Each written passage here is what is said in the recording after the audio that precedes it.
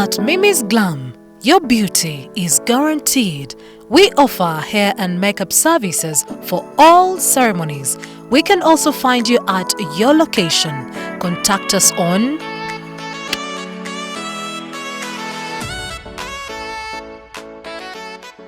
Munnayuganda aweddemu essuubi olw'ebizibu ku bulamu bwo. Tumiddwa abannacha ebo okukujjukiza nti obulamu bwo busobola bulungi okuddamu ne bweyagala ng'ekijoli ekisimattusa oluka. Gwe omukyala alumwa mu nseke mu biseera by'ensonga eyali azaddeko naye ng'okyalemereddwa okuzza ku mwana nga bw'ogenda emuggo oluzza osanga lwakalira appetite yo yakka oba oyagala kwozaako mu nseke. Abannacha ebo bakutegeeza nti balina eddagala ly'ekinnansi erisobola okukuyamba. Abaami nammwe babakolako kabi obanga amaanyi ga munyoto bakunyooma mu sayizi obanga appetite yakwenyoola. Balinayo n'ekyenjawulo eri abo abalina emimwa egyaguba oba egyaddugala nga n'abalina enviiri za nakyo bakukolera spray mu ddagala egganda. Bakubire ku nnamba z'olaba awo nange neewonya okwetengeza ng'awoleza omukazi gye yanobera. Welcome back.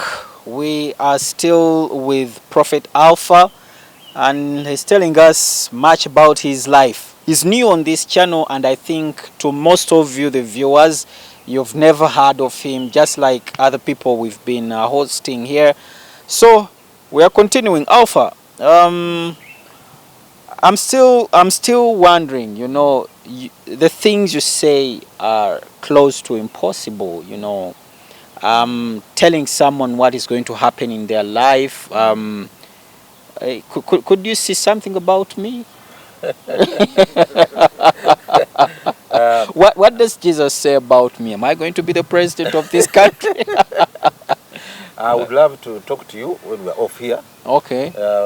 But I cannot fail to get a word for you. Sure. But yes, we shall do it when we are off.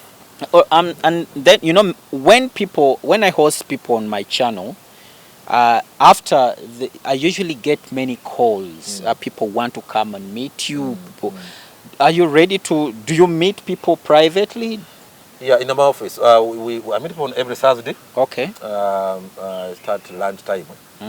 So every Thursday in our offices, I meet people. Those who want prayer or prophetic insight as the Spirit moves me. Okay. So I meet people.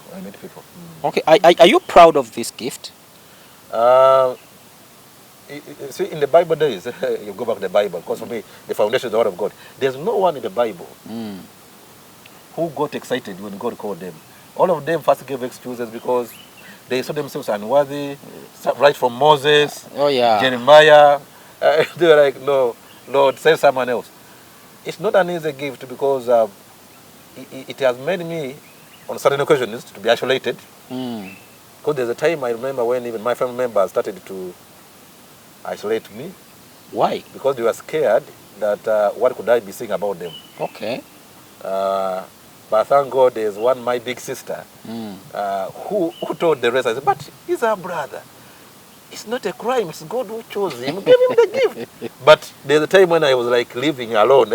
You are with them, but everyone is like on their... They are praying that, Lord, don't show this man anything. Lord. In the Bible college where I attended, the director was called Ruth Porter. She was a Canadian. There's a time when she started monitoring me. She was my kind of life. And then when she summons me and said, but most of the time I see you, you are alone, you sit there in the compound and you are there quiet. Then I told her, you know what, the things that I keep seeing, because some of the things are nation and nationalists. Then she told me something. And what she told me liberated me. She told me, you know what? Your part is to speak what he tells you. As long as I've done your part of speaking, you be normal, be yourself. See, you stop being there. After all, it's the mighty one sending you. So she liberated me by that message. She said, no, I want you to get back to being normal. If you tell something, speak it. Okay. But don't try to... to hide it in your heart. Yes. Okay. So she liberated me a lot. So whatever you say, you speak. When he permits me. If he says you speak it, then I speak it. But there are things when he shows you and doesn't allow you to speak. Oh. Tells you to keep it for some time. Okay. Yeah. Can he be seeing something different in me, and he says, "Don't tell him"? he will get too proud. Yeah, and some prophets that can be very sensitive. Oh, That really is not good to in open. okay. So like even in church, when I'm prophesying in the church, there are some prophets that I don't do it on microphone. Okay. That you just get near to someone and you just whisper. You tell them. So, is Jesus always standing by your side as you prophesy, or it just flows through your head? Like I told you in 1996, that experience. When I swallowed what I was given to swallow. Okay, yeah, I remember. And I can the scripture reference to some of our viewers, Ezekiel chapter 3. Ezekiel was given a scroll. For him, he got a scroll. Okay. And God told him, "Eat what I give you." Then God speak to the house of Israel. So from that experience, the fire I explained earlier, the fire that burns.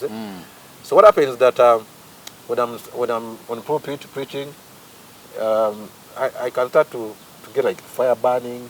Now, if I'm not, I don't know what's happening. Sometimes God just brings a vision. I start now to see. Okay. So that I can connect with what is in the heart, And what you see. what I'm seeing. Okay. And from there, then I get the signal, either to speak it at that time or to wait to go. Okay. In the prophecy life, do you look at particularly serving God alone, or sometimes you also look at the financial gain of it? Because you can prophesy something about me that you're going to get 5 billion in 1 week, and I say, "What? I'm bringing 100 million to you." Okay, that's a good question. Now, this is what I believe personally. Okay. If Paul said, the Apostle Paul, he says, "And the Lord has commanded that those who preach the gospel should eat from the gospel." Have you heard that before? Yeah, I've read that. Now, this is what I believe. If God uses me a blessing into your life, Okay. I'm not going to dictate to you that give me a portion. I believe, I just know that within you will know that indeed God used this man. What if I share something small with him? What do I lose? So I don't control people that you have two, but people, I don't know whether it's God who deals with them. People just come and say, "Man of God, what you prophesied last time became to pass." And things, I'm doing well. Yeah, I'm so doing well. I want to share something with you. okay. Yes. But some people preach and tell us, "You bring also your transport." Yeah. That's why I said earlier, I wonder where people get some of these things. Because if you're a student of the Word of God, whatever you're trying to practice, you should have a spiritual backup. Okay. So all those people, I wonder where they get what they are practicing in church. There is something that is buffering everyone in the Pentecostal faith. Yes. There is no unity. And we see people do things claiming that it's by God's grace, like what you say. But you wake up one morning and someone says, "Yes, I'm a prophet, but I don't like that guy. I don't believe in what he preaches." What causes that division? I believe there's a lot of competition in the church, but I would also say also jealousy. Oh, So there's a spirit of jealousy within the church. sure. When someone sees another one success, most people are not happy. So they can cook up something, then like that. This unit comes. And they say he's a fake prophet. Yes. I have Because now if God has given me like myself to be his prophet, and then I predict things that they happen, there could be something you can feel bad about that, and we'll cook up stories. It's not true. It's not true. It's not true. we even saw him in a shrine. They will cook up things. Hey. Instead, you see, what happens is when God gives us differently, so that we can help one another. Okay. Because what I have, you don't have. And what you have, I don't have it. But when we work together, we are blessing. But what's happening today is, the divisions fighting each other, and that will not help anyone. What would you say about pastors who have walked away from their spiritual calling and they have turned into, if not lumpens, they have turned into looters, they have turned into politicians, their pulpits are campaigning, places. Amen.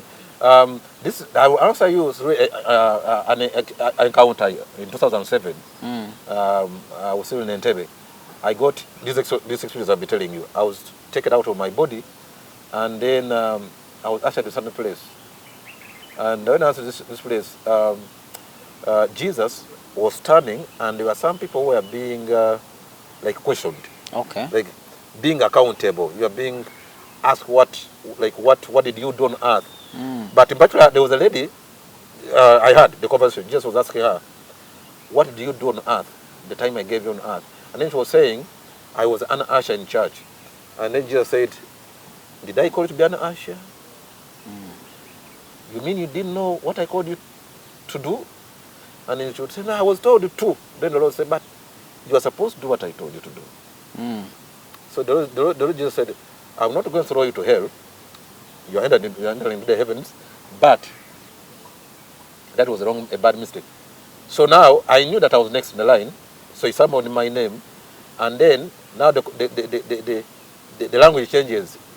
He says, what are you doing? The other day he said, what did you do? Yeah. That would look like she had ended her life.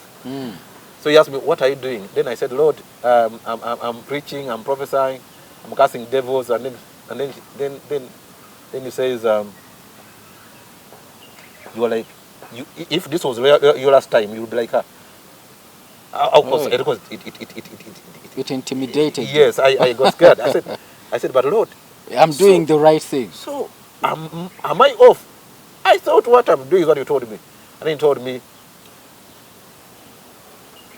I actually asked him, so what is my calling? Remember, I knew when I asked him, what's my calling? And then he says, here in heaven, we know you as God's prophet. And I said, but Lord, I've just said I've been doing it. And he said, no, you haven't done even a quarter. Oh. Then I said, Lord, how? Then he tells me, number one, you're fearing people than myself. Then number two, he tells me, why are you, keeping yourself in the church, the four corners? He said, the gift I gave you, the message I gave you, is to go even beyond the church. Okay. Prophesy to nations, speak to kings, leaders. And I said, Lord, I don't have connections. He said, but I'm the one supposed to connect you. Then I apologized. Then he told me something. He said, there are many people on earth in the church who are like you.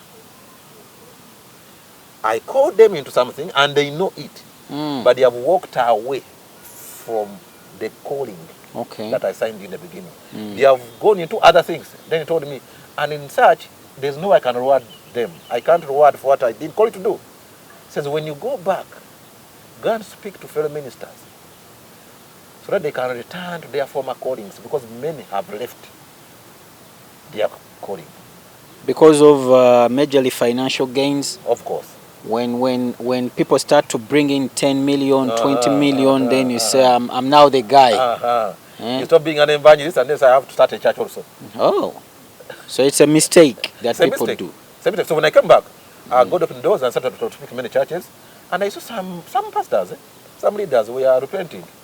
Okay. So the message was timely. Some repented. Of course, they had those say, no. Hey, who is he? Is that a bishop? Hey. But it happens. It happens, and God is not happy about that. Okay. Because I always tell people in church that we should ask ourselves, why are you doing what you're doing? Why do you do what you're doing? I always ask them. Because that will help us to balance. Yeah, is it your real calling? Okay. So now the prophetic, people love the prophetic a lot nowadays. Everyone wants to be a prophet, everyone wants to be a prophet. Yeah. You find even someone who got saved 1 week. Hey. And then say the following day has the title of a prophet. And when most of the time you ask them, they're like, no, it's what is selling out there. Hey. To me, it's a sign that you don't fear God. Because if you feared God, you would not call yourself what God has not called you to be. You cannot say because it's selling out there, then you take it on yourself. That's very dangerous. Very dangerous. You're rebellious. So is it like the pastors that I've met who secretly opened up to me that they were dying of poverty and they realized that churches are working well, so they started up church and they are, by the way, doing very well? You have done your research. But see, it goes back, at the end of the day, when they appear before the Lord like, what did I call you to do? Is this what I called you to do?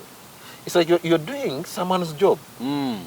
You're not going to do that, but now you're on someone's job. Why? Because of your motivation. You saw churches as it's a business. Yeah, the cabo, those things. Chimwe chekumi. Ngamuyora.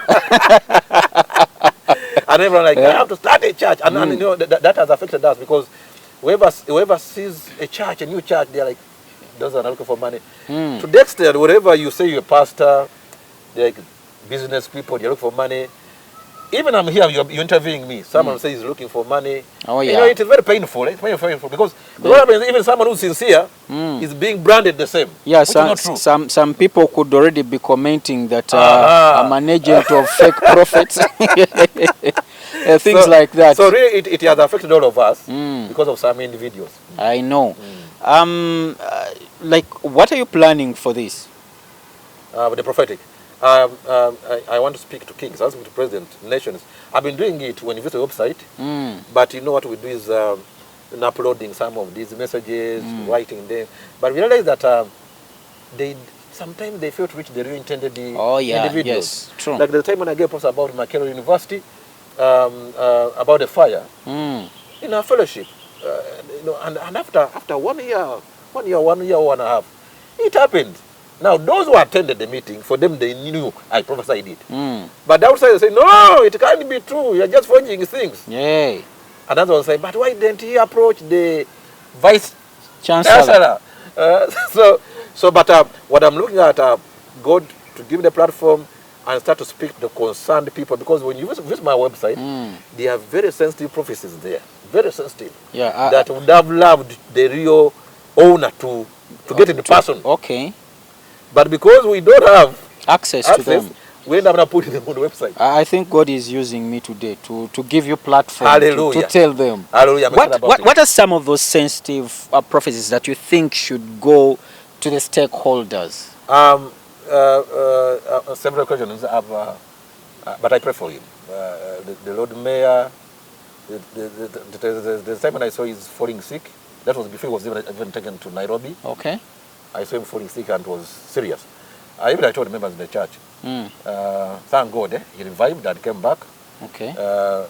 But I've been seeing some attacks, physical attack from wrong people. Okay. And those are very sensitive things.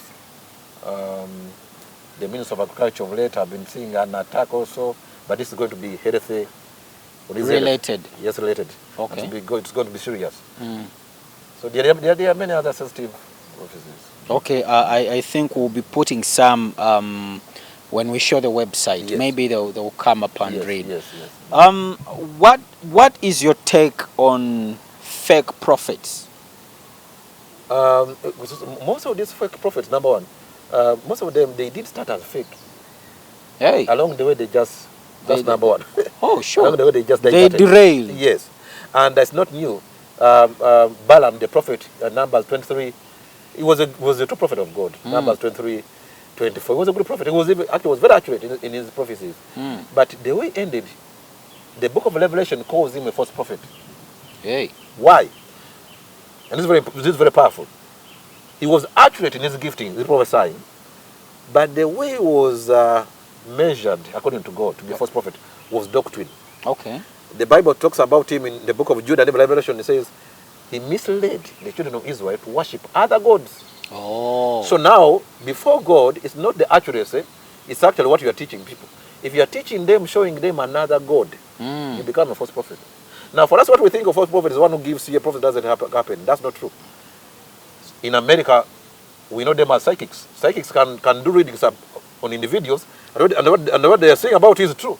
But they are not getting powers from God. Oh. For them, they tell you, they call it crossover. They tap into speaking from the dead communicate to them. Oh, yes, I know that. And they are called psychics in America. So now, they being accurate does not mean that the God of heaven is the one telling them those things. Thank God for them that they say, we are communing with your beloved ones. Oh. So accuracy, Numbers, Acts chapter 16, verse 16, there was this slave girl who had the spirit of divination in the days of Paul. And she was had divination. Her prophecies were accurate. But the Bible says Paul discerned that she had a wrong spirit and cast the spirit out of this girl. And she stopped what? Doing those prophecies. She stopped prophesying because Paul discerned it was a wrong spirit. So now the problem we have today is, you know, people say it's a false prophet because he gave wrong prophecy. Then you tell them that one is not right. They say, but whatever he tells me is true. They don't read the Bible. But as I said, they start good, then along the way. Now Balaam, what killed Balaam? It was money. Hey, just like the prophets we see today. Hey, started prophesying for wages. Hey. If you give him a lot, he prophesies to you. So these things didn't start today. Of having special prayers, a prayer for 10,000, 100,000. They didn't start today. These things, actually the Bible says there's nothing new under the sun. All these things we see today, they all happened in the Bible days. So Balaam is a culprit. He's a culprit. Now, another category of false prophet, these are self-called, self-styled. Oh, God has never called them, yes, but they just signed in that title. They love putting on very bright suits and long They magnify their office than Christ. Oh, yeah. Because I've met people that meet me for the first time, and they were like, are you the one? We visited your website, and we are tied by your prophecies. Are you the one? Why? Sometimes I'm like, why are you asking me? Like, we thought we were going to find an elderly man with a long beard, with putting on suits, all those gowns. All feared around us, bodyguards. Bodyguards. And I'm like, no, I'm the one. Maybe you go back and check the photo you saw. Like, no, for us we think of a prophet when he's, you know, the way he puts on, the beard, the way he walks. And I'm like, okay, that's you, but that's the one you saw on the website. What should a prophet look like? What should the, I mean, what kind of life should a person like you live? Don't I need my bodyguards around? Don't I need, like this prophet we see here? You see, that can come in if really, because I hear people say, when you're under this threat, you know, your life is being threatened. Can't God give you protection? Because yes, He gives you the powers to do this. Like you see, He protected your room. Remember in the story, from anyone to enter to be declared dead.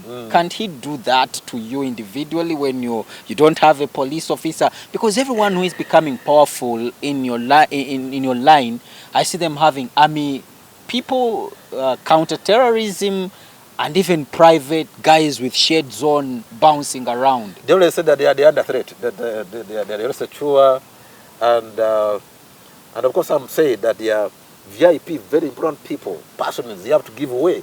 Sure. That's what they believe. Are you in this kind of journey to have bodyguards? That for me to reach to you, I have to make like 10 calls. Of course, I have a personal secretary you call, but I've tried it. People tell me, no, you try, but I end up failing because they tell me, no, people, if you don't put hedge around yourself, people take advantage of you. Someone will just hijack you and say, give me a prophecy, give me a prophecy. Sometimes I try, but I end up failing. So I think it's God who should help us, all of us. And another thing about prophecy. Many Ugandans say that most of your prophets do not prophesy anything about Uganda. All you look at is we are seeing floods in America coming, Asia is going to get floods. Can't you ever prophesy anything in Uganda? To me, I'm different. If you visit my website, I cannot spend the whole year without prophesying to Uganda. The first I gave already. Makerere University, I saw that. But even these individuals, they are Ugandans. Oh yeah, yes. For me, I prophesied to Uganda. Now, like a month ago, I got a prophetic dream, and God was showing me some floods that are coming to the city of Kampala. Now, of course, some are like, but Kampala will be flooded. But what I was seeing, the floods are going to become big news, even on international medias. Big news. That's a prophetic dream I got. What is the timeline for that? In a year? I can't tell, but the way I was dreaming it will not take long. Because I can tell some of my dreams, something which is will not take long. Oh. And someone was asking me, what can we do? I said, if I had access, because when I woke up to pray after the dream, the Spirit told me, drainage system. He said, have they worked on drainage system on this city? And I told the Holy Spirit, I just hear news that they are trying to work on that. Because prophecy, sometimes prophecy, but also come with some solutions. So, but it won't take long. Are there prophecies that you proclaim and they never pass? Or they never come to pass? There have been some. And what happened? What happens? And I know what happens. Let's say if I tell you what I'm saying, let me use you an example. And it's negative. This is negative. Let's say I say. And you say I'm going to die. Maybe say I'm seeing an accident. Now, there's power in prayer. Oh yeah. Because most accidents, of course, we see bad roads in Uganda here, but most of these things are spiritual. They are spiritual. We've had stories where someone tells you, along the way I just saw someone, I started seeing the road, then that's it. So when someone prays, now for us born again, we believe that there are spirits. If I pray, I'm like, I come against every spirit of accident. I put down, I destroy it. It may refuse to happen because why? It was a condition.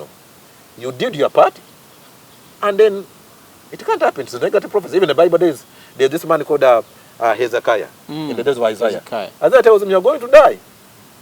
And the man, the Bible says, he turned to the wall and began to pray. And the same prophet came back and said, God has added 15 years. So there are some prophecies personal that may not come to pass, if, especially the negative ones, if you do the right thing. Now, the national ones, they may not come to pass if, I think I'm the only one who can accept this. Some prophets don't believe this. I can misinterpret what I'm saying. And if I misinterpret, God cannot back what you it's your error. You are the one who misinterpreted. Yeah. It will not happen because you misinterpreted it. Or when I'm adding in other things. In the book of Revelation says, you shall add nothing or subtract. So that means if I add, nothing will happen. Nothing will happen. People will watch and nothing will happen. Why? Because I was tempted to add. Okay. Those are the conditions of failed prophecies. Okay, I now understand that. Amen. People want to know, have you lived in poverty before when you're already a prophet? Such a painful situation. Like I told you, my mom, because single-handedly, my mom. But even giving my life to Jesus in 96, poverty was still there. Yeah, true. And you see, what was really touching is when you get these experiences, Jesus is speaking to you, angels are saying something, then you wake up in the morning, you don't know what you're going to eat for lunch. But Jesus is there talking to you. And you're like, human, why do you talk to me without giving me? I thought what I was experiencing would change my life instantly. You woke up, you don't know where your lunch is going to come from. Okay. And you ask in the past. Even though we get challenges, being a man of God doesn't mean that now you are bound to challenges. They come, challenges come. But how you go about it, that's what matters. Oh, yeah. Paul says, I've learned how to live in abundance and without. Paul was a great apostle. That means in life, he could have and sometimes he could not have. So whoever says that you're not supposed to be, they just deceive. These challenges come. But my friend, the people we see, your colleagues, they can never live a life of not having. Now the problem is, they can never even imagine themselves without. You see, it's because you're asking, not asking. But what happens, some of those people who deny, they portray an image that all is well. When inside their life, they are struggling. Sure. So they start to live a lie. They are preaching things that don't even work for themselves. So, lastly, as we wind up, what should people expect from you? As a nation, Uganda, when God called me, He called me in the line of, and through those open experiences, the time when the Lord Jesus Christ came back and they told me, I'm going to use you as a prophet, but I'm calling you like Jeremiah of Old Testament. So when I woke up, I said, but Jeremiah life, I cannot manage this kind of life. He was rejected, he was a lonely man, he didn't even get married. That's what I thought. So when I took my pastor said, no, it doesn't mean that the real life, physical life of Jeremiah is the life. But what God is trying to tell you is the way he spoke and used Jeremiah, that's the way we want to use you. Okay. Jeremiah was called the nationist. So God is showing you that you speak to nationalists. So as a nation Uganda, what they expect from me is to give prophecies, the mind of God concerning the way forward of the nation. The moment we continue to get a platform like now, Kawesa's platform, we'll be communicating the mind of God concerning the future. Okay. Because God has given me prophecies, political prophecies, and many have come to pass. Many have come to pass, and I believe that's what we need to see what's going to happen. So as long as we continue to get these platforms, they should be expectant that we shall continue to prophesy what is going to happen as the Lord revealed to us. Okay. And how can we prepare for that? I think that's very important. Yeah. And not just Uganda, but other nations. I prophesy to many nations that I've never been to. I remember this nation called Madagascar. Madagascar. Yes. One day I was in a fellowship, and no more fellowship. That day people attended were very few. But God is not moved by crowds. Yeah. I've always told people that, see what, when you're a prophet of God, you don't prophesy by crowds. You prophesy as the Spirit of God leads you to prophesy. That's why God not wait for a crowd so that He can give you prophecies. So as I was preaching, the Spirit moves me, and I had a very loud voice and said, Madagascar. And the voice said, you speak Madagascar. And then I spoke, I said, Madagascar. So I was waiting for what is going to come next. Because I took the step of faith and I said, Madagascar. So as I was there waiting, then a vision comes. And I saw floods, deadly floods. Then I said, God says in this nation, a great flood is coming. Lives will be destroyed, but not many. But God says, the message behind this there will be a spiritual awakening in this nation. Those who post these things on the website, they did their work. But a few months later, this thing happened in Madagascar. Serious like that. So, to prove that He has called me to speak to the nations. On Sunday, the Lord told me, last week, God told me that what's happening in Niger. Where does this Niger. come? God told me, He said, this is not demonic. He said, a generation of leaders is rising. And these leaders are going to be in their 40s, 40 years. Okay. Who rise up in the continent of Africa. And he said, what you are seeing in Niger is just ice of the major thing. He said, starting next month, which is September, you're going to see a lot happening on the continent of Africa, and there will be a rise of new breed of leaders as presidents who will be in their 40s. And I prophesied to people who were listening to me. Okay. To prove that God, I don't manufacture these things. There are times when I'm mining on other things. Actually, I've been in church whereby I want to pray for people, those who are sick. I want to teach the normal way, preach it the normal way, and then the Spirit moves you and tells you, starts hearing the voice of the Spirit, speak to UK now, call out to UK, and the moment I speak UK, then the vision comes. Okay. So there's a lot, not just Uganda, but the nations. We are trying to do our best that the nations can hear. One thing God told me, said, your work is to speak. He said, when you be speaking, some will mock. Oh, yeah. He said, but when they come to pass, they will know that a prophet has been in their midst. Some will even laugh it off. So that's what I believe. Okay. One man said that a prophet is really despised when he's giving his prophecies. But when it comes to pass, they look for him. Yeah, that is it. Are you a married man? Yes, I'm married. One wife. I have 2 kids. Only. The work of prophesy is too much, so it can't give you chance to give this world more children. I think I haven't gotten the leading to have more than 2. Now we have, but I'm taking my time. But I have 2 boys. We are also praying that you... And my first son is going to be a prophet. Sure. It's within him. No, God told me before I met my wife. Before I met my wife, God told me. I remember I was going some challenge. And poverty. And God to think a lot. Like, how would my future be? And then I say vision. My vision, I saw a dining table. And I say, young boy, he had put on uniform with even his bag and said, Daddy, we are running late. I'm going to be late at school. So the voice said, your first son shall be a boy and shall be a prophet. And through that word, my first son is a boy. He's now 12 years. So I'm trying, as he's studying, I'm doing my best how I can groom that gift in him. So that it will be a blessing in the days to come. Has he started showing signs? He's not a dreamer like me, doesn't even see visions, but sometimes he tells me he hears. Sometimes he says there's a voice in the heart. He doesn't know. He doesn't know. But I know since I'm around, I will help him. Okay. All right. You can say goodbye to our viewers. Our viewers, thank you for creating time to listen and watch us. May God bless you. Remember that website, you can visit us. And also the number. Yes, the number is going to be running down there. You'll be calling when you want to meet us. Okay. God bless you. All right.